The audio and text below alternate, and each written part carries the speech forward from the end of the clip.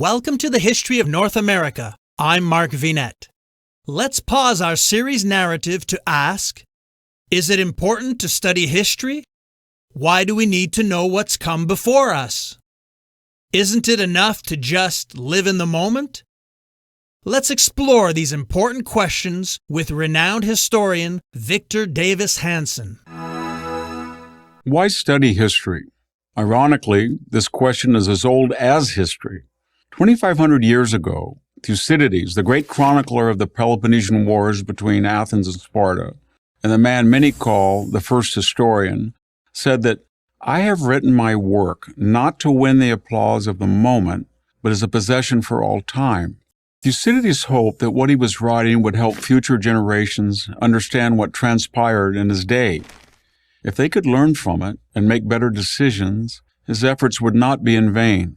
More than 2 millennia later, the American social thinker, George Santayana, said much the same thing. Those who cannot learn from history are doomed to repeat it.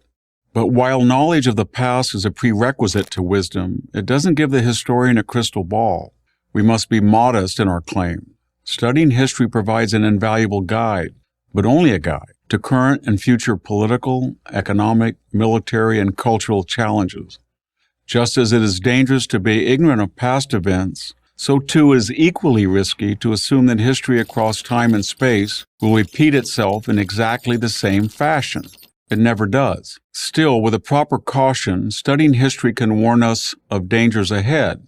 For example, across the ages, appeasing or ignoring enemies has rarely proven to be a prudent strategy. Usually it's disastrous. The Greek city-state's coddling of the Macedonian king Philip II, the weak Western democracy's reaction to the aggression of Adolf Hitler in the 1930s, and the indifference shown to the dangers of radical Islam by an affluent West in the 1990s make this point. There is another perhaps less recognized value in studying history. Every generation, none more than our own, suffers from a pernicious presentism, the arrogance that those now alive have created the most prosperous period in history. The result is that too often we judge a materially poorer past by the same contemporary standards of an affluent and leisured present. Those who study history can avoid these fallacies.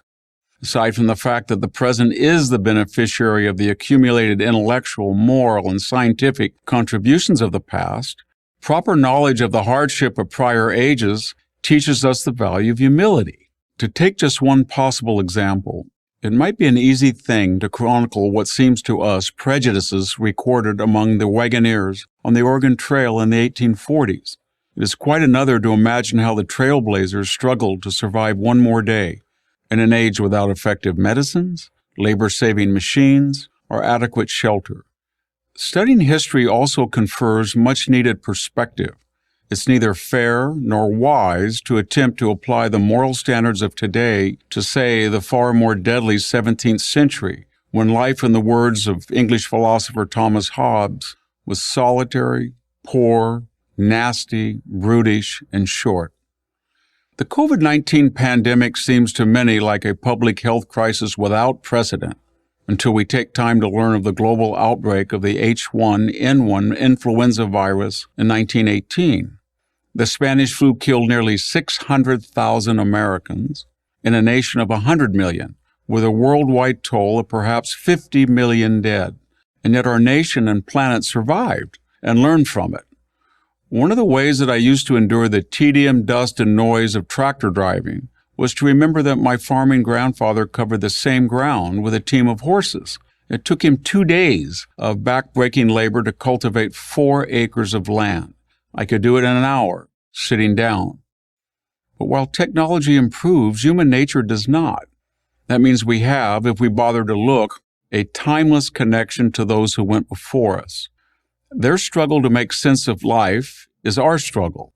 In this regard, there's still much to learn from King David, the Roman Emperor Marcus Aurelius, or Elizabeth I, and we can draw strength and courage when all seems lost from inspirational figures like George Washington, Frederick Douglass, or the Wright brothers. Finally, the study of history teaches to value caution over certainty. We should avoid making judgments about who's good and who's bad as if we were watching a morality tale in the present. Major historical players like Julius Caesar, Robert E. Lee, and Napoleon were complex men who at points in their lives did some good things. That these efforts ultimately led to bad outcomes, made far worse by their own outsized talents, is one of the many tragedies of history. So why study history? Nobel Prize-winning American novelist William Faulkner summed it up as well as anyone. The past is not dead. In fact, it's not even past. In the 14th and 15th and 16th centuries, the nexus of power in Europe shifted from the traditional Mediterranean, Greece and Rome centers to Northern Europe and Scandinavia and the Atlantic coast. And it transferred for a lot of reasons. One is the Ottomans took Constantinople in 1453 and they pressed into what had been the Byzantine bulwark, and that was lost. So people in the Mediterranean were panicked. So people started to explore ways of getting to India and China. They couldn't use the land routes when the Byzantines had protected them and they no longer were there. So we had the Great Age in the 15th and 16th century of exploration. And any country with an Atlantic port, they could go to China or then later the New World, whether that was France or Spain or Britain or the Dutch, prospered. And anybody who was locked into the Mediterranean, whether that were the old Florentine Republic or the Papal States or Venice, suffered. So the Ottomans made a difference. So did the discovery of global navigation by sea in the New World. And also it was the rise of the Protestant Reformation. And that gave a new economic explanation of Christianity. So if you were going to be wealthy, I'm just trying to be caricaturing Calvinism a little bit, but a person who was successful and wealthy was no longer the problem of a rich man getting to heaven is harder than a camel going through the eye of a needle. He must have been blessed by God to be so industrious. So that Protestant work ethic, that started in the Protestant Reformation, was centered in Northern Europe. The classical legacy then was appropriated or absorbed by these new dynamic places in Britain, in France, in the Netherlands, in Germany, in Sweden. And they made the idea that this culture that they had taken from Italy and Greece, and what is that culture? It's rationalism, the scientific method. It's private property.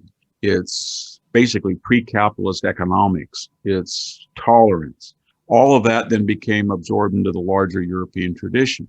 And those people, at certain times when they started to leave the European continent, also embedded in the classical tradition was the Socratic method of induction. It was self-criticism. It was self-reflection. When you look at classical literature, what do you find? Thucydides, an Athenian general, does he write an Athenian propaganda take on the Peloponnesian War? No, he's very, very critical of Athens.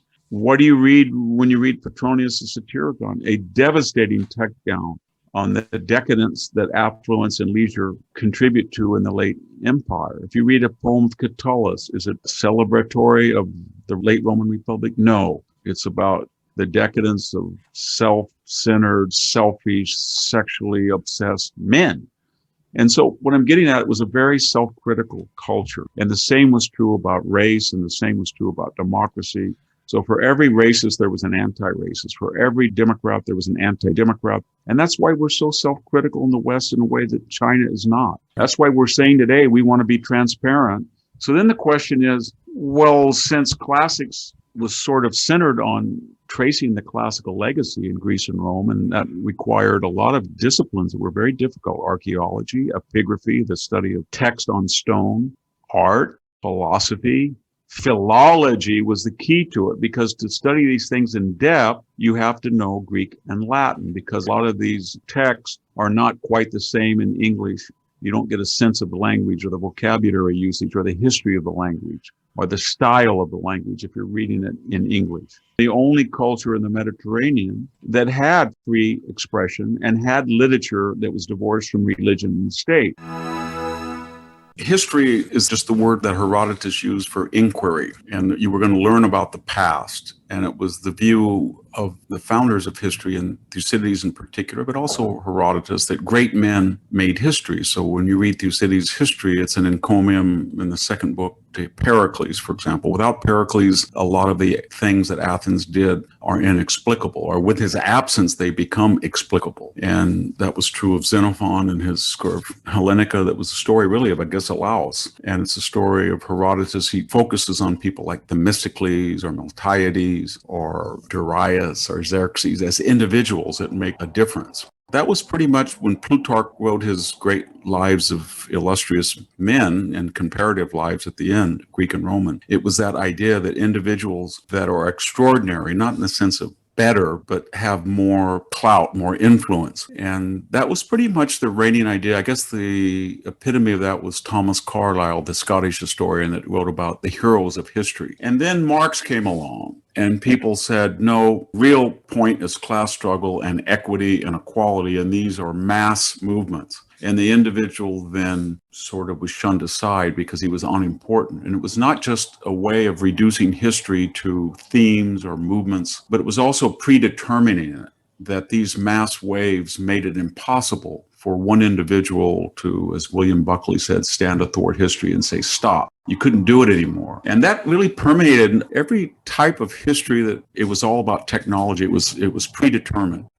I'm Victor Davis Hanson, senior historian at the Hoover Institution at Stanford. Next time, we explore England's great age of North American discovery during the Tudor period, known as the Elizabethan Age. I'm Mark Vinette, and I hope you're enjoying the ride.